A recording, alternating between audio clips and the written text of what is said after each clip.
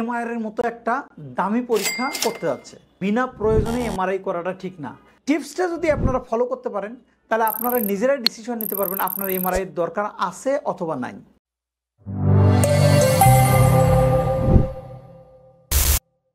কোমর ব্যথায় ভোগেননি এরকম লোকের অভাব আছে?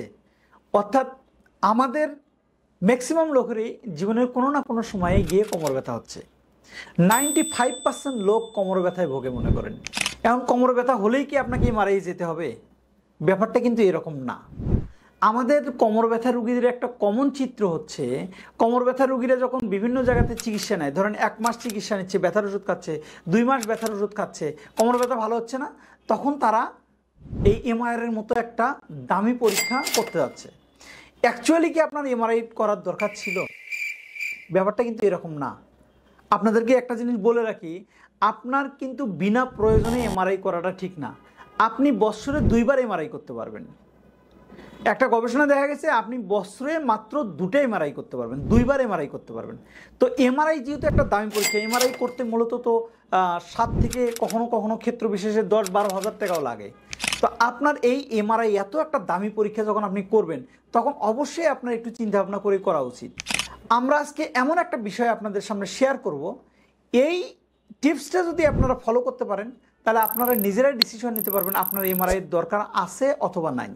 ব্যাপারটা হচ্ছে, যদি আপনার নার্ভ রুট কম্প্রেশনের কারণে অর্থাৎ রগের চাপ লাগার কারণে যদি আপনার ব্যথা হয়, তাহলে সেটার কিন্তু একটা ধরন আছে। সেটা হচ্ছে, আপনি যদি সামনের দিকে ঝুঁকে যান, সামনের দিকে ঝুঁকে গিয়ে দেখেন যে পায়ের দিকে ব্যথা নামতেছে এবং ব্যথার তীব্রতাটা অনেক বেড়ে গেছে, তাহলে আপনার এমআরআই মতো পরীক্ষা লাগতে পারে। আর আপনার যদি সামনের দিকে ঝুঁকে ব্যথা না হয়, তাহলে কিন্তু এমআরআই এর দরকার নাই।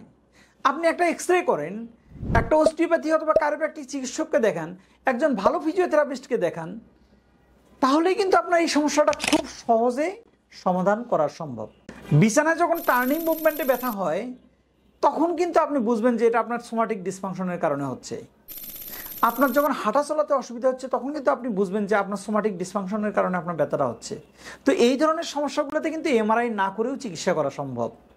যদি আপনি একজন ফিজিওথেরাপিস্ট অথবা একজন কাইরোপ্র্যাক্টর অথবা একজন অস্টিওপ্যাথি চিকিৎসককে দেখান, তাহলে আপনার খুব কম খরচে এবং খুব কম টাকা ব্যয়ে কিন্তু আপনার এই চিকিৎসাগুলো সমাধান করা সম্ভব। যারা লং টাইম ব্যথার ওষুধ খেয়ে ব্যথাটাকে দমে রাখেন, তাদেরই একটা পর্যায়ে গিয়ে এই এমআরআই এর মতো পরীক্ষা করতে হয়, তারপরে অনেক টাকা ব্যয় হয়, একটা পর্যায়ে গিয়ে অপারেশনের মতো কন্ডিশন ডেভেলপ করে। ব্যাপারগুলো কিন্তু এরকম না। আপনি ব্যথা শুরুতে না দেখান, প্রয়োজনে আপনি 1 মাস ওষুধ খান না, সমস্যা কি? আপনি 2 মাস ওষুধ খেয়ে দেখেন, সমস্যা নেই।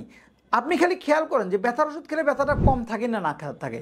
যদি ব্যথার ওষুধ খেয়ে ব্যথাটা কম থাকে, বাট ব্যথার ওষুধ ছেড়ে দিলে ব্যথাটা আবার আগের মতোই হয়, অথবা ব্যথার ওষুধ খেয়েও ব্যথাটা কমতেছে না, তাহলে অবশ্যই আপনি একজন ফিজিওথেরাপিস্ট, একজন কাইরোপ্র্যাক্টর অথবা একজন অস্টিওপ্যাথিক চিকিৎসককে দেখান। আপনারা অবশ্যই বেনিফিটেড হবেন। তো দর্শক, আপনারা ভালো থাকবেন। আপনাদের ভালো থাকাটাই আমাদের কাম্য। আসসালামু আলাইকুম।